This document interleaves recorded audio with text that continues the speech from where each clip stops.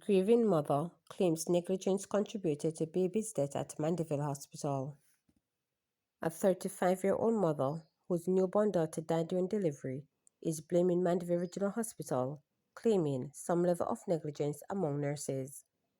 The woman, who has been looking forward to the birth of her second child, said she was admitted to the hospital on July 17 after a continuous increase in her blood pressure triggered concern about her pregnancy.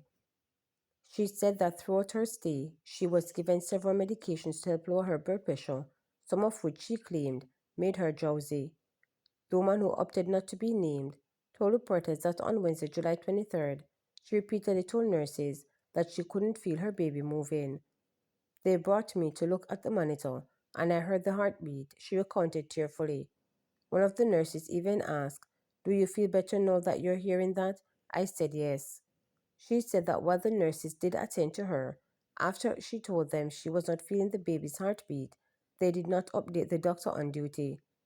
No one told the doctor, that wasn't on record. So I reached out to my doctor early Thursday, July 24, and he reached out to them. That is when they jumped to get me to go to theater, she claimed, adding that during her time in the hospital had been updating her personal doctor about her condition via text messages. After the surgery, my doctor was there. He told me that he had good and bad news. The good news was that the surgery went well. The bad news was that my baby didn't make it, she told reporters. The mother said she received no normal explanation from the hospital until the following day, Friday, July 25th. Somebody came to me and said, "Oh, I'm from pediatric ward, and I'm here to explain to you, and I'm sorry, we haven't been here before," the grieving mother said. According to her, the person told her that the baby wasn't breathing at birth and that they tried to resuscitate her. "I don't want to tell any lie, but I could swear," she said. "They gave her antibiotic to help, and nothing worked," she said, adding that because she couldn't believe the news, she asked, when she came out, was she breathing? They said no, the person said no, the mother said before sobbing. When reporters contacted the hospital chief executive officer, Mr. Miller, for comment, he said he had not been made aware of the incident, but stated, "It's not routine for me to necessarily hear about the unless there is an issue." He added that if the family believed that they were wrong, I would invite them to come and see us and complete a complaint form. The Ministry of Health has its complaint forms and complaint systems, so we invite the public to come forward and let us know where they have a concern and give us in writing. We'll investigate and will explain to the best of our ability. Amid her grief, the mother is washed with regret. "My biggest mistake is not messaging my doctor that day and letting him know what was happening on Wednesday instead of Thursday," she said tearfully. Constable arrested in illegal firearm trafficking operation. A member of the Jamaica Constable Force (JCF) was arrested in connection with the seizure of 2 firearms during an intelligence-driven operation conducted Tuesday in St. Andrew. Police High Command said that the lawman, only identified as a constable, was arrested after the firearms were seized during a coordinated raid on a premises in the area. It said the operation, which forms part of a wider investigation into illicit firearms trafficking, was triggered by credible intelligence suggesting that the member was involved in the illegal vending of firearms. This arrest represents a significant development in the JCF's ongoing offensive against the illegal gun trade. It is an effort that remains one of our highest strategic priorities in the fight against crime and violence in Jamaica, the JCF noted. Members of the JCF are entrusted with extraordinary powers and public confidence. Any breach of that trust, especially involving criminal conduct, will be met with the swift and uncompromising consequences. There is no place in this organization for individuals who seek to use their position to subvert the law, it added. The operation is ongoing. Transport Minister Darrell Voss has stressed that every effort should be made to ensure that Royal School Bus Tour is not politicized. Transport Minister Darrell Voss has stressed that every effort should be made to ensure that the Royal School Bus Tour is not politicized. The school bus system has been a point of discussion in recent weeks.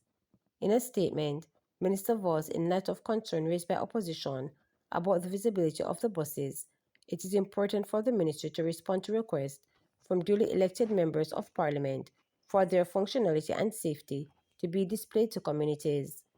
He said the buses must be used for constituents. Mr. Vall stressed that the buses are for the children of Jamaica. The buses are to be used for all of the people in the constituency so that there can be no issues as it relates to politicization. The politicization of the school bus system is squarely at the feet of the People's National Party based on their derogatory remarks and comments about the buses. The MPs have been calling me to ask for the buses to come to their constituencies out of the enthusiasm of well-thinking Jamaicans who want to see for themselves the buses and see them operate on the routes. Not because the People's National Party has not requested from me. Not one member of parliament has asked me a question, and all they do is speak badly and ill of the buses.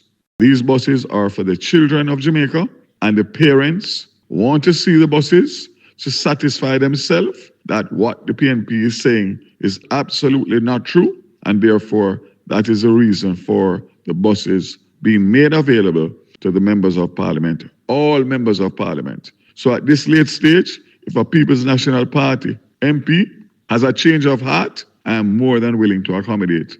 But I am not going to prevent the buses from being seen by the people who are going to be using them to satisfy themselves that these buses are fit for purpose and they will do the job come September morning.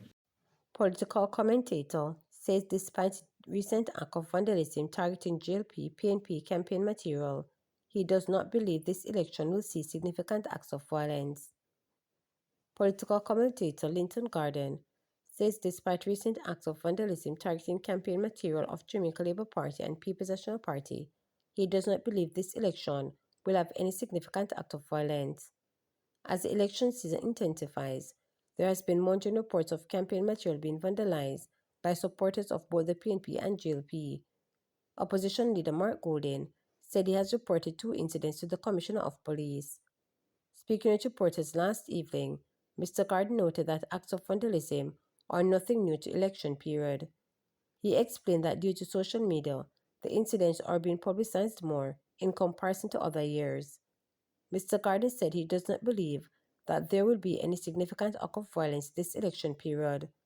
In the meantime, Mr. Garden stated that while the polls are showing that the election will be close, there will be a low turnout of voters.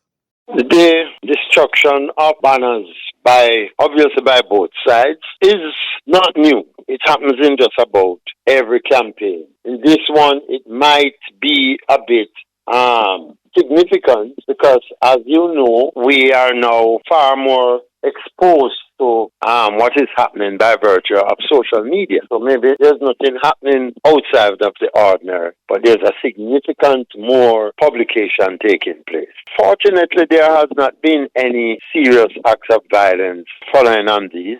I do not expect and I do not see any basis to believe that there will be any significant acts of violence in this election. I think the leadership of both parties in general are not supporting violent activities. There will always be the elements of lumpen proletariat in both parties going out on their own to commit such acts. But I don't get the impression that the leadership of the Jamaica Labour Party nor the leadership of the People's National Party is supporting acts of violence.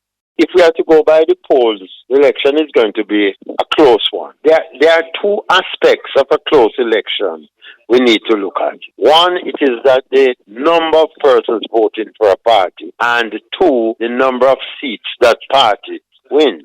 We are experiencing over some time now a very low turnout of voters, and I suspect this one is going to be similarly a low turnout. I say this because there's nothing significant either party has brought to the table that will bring about massive concerns of one side or the other, and therefore the numbers are going to come down to the diehards being mobilized and being brought out and voted. I suspect that is what will result in the outcome. Mavis Bank man charged with assaulting a constable. The police have charged a man for engaging in a physical confrontation with cops who attempted to arrest him in his Mavis Banks community in St. Andrew. 25-year-old laborer Tawin Tuxtor has been charged with assaulting occasional actual bodily harm and assaulting a constable.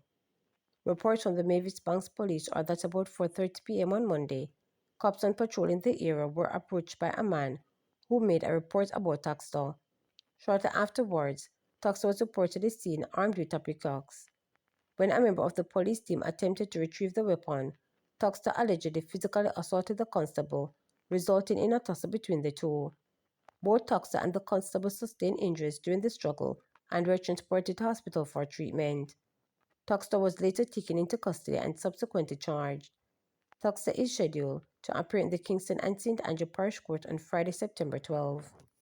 To subscribe, like, share, and click the notification bell for daily updates.